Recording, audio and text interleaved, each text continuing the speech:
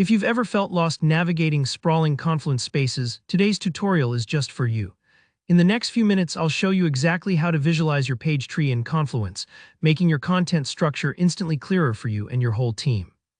By the end, you'll know how to insert and customize both the classic native page tree macro for that fully interactive list view and a next-level visual diagram using the page tree visualization app.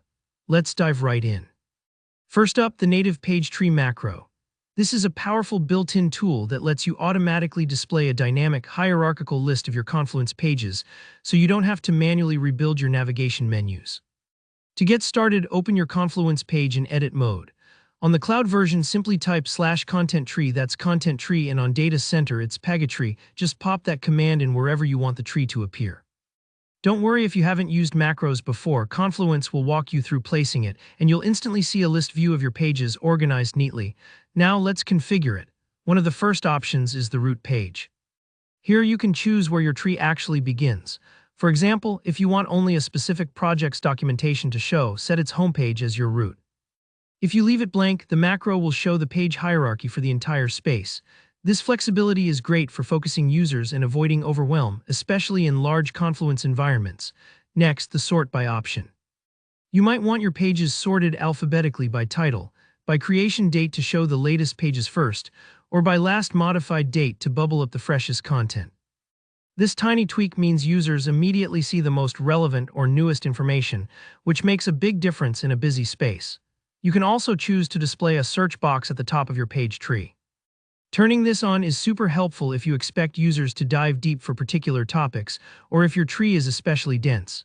Just picture an internal knowledge base with hundreds of articles. Why scroll endlessly when you can let people search instantly? Then there's the expand and collapse option. Toggling this allows viewers to open or close entire branches of the tree with just one click. If you've ever felt swamped by a wall of nested pages, you'll love this. It makes for a much cleaner, interactive experience.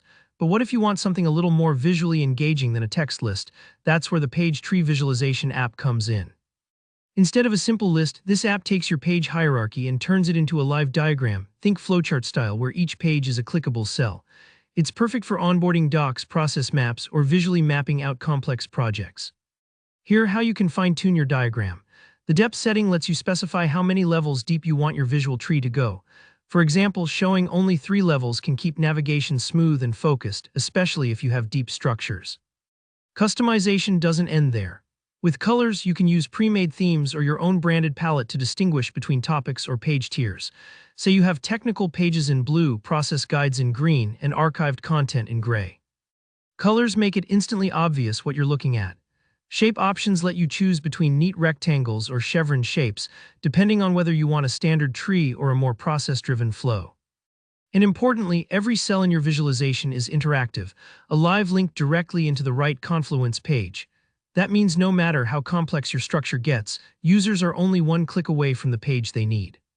So whether you're building a simple reference menu or a rich visual map of your documentation, Confluence's native options and app integrations have you covered. Don't worry if you need to try a few arrangements before it feels just right. Customizing your page tree is all about what works best for your team. If this walkthrough helped, make sure to give the video a like and drop a comment below if you have any questions or want to share your own tips for visualizing Confluence spaces.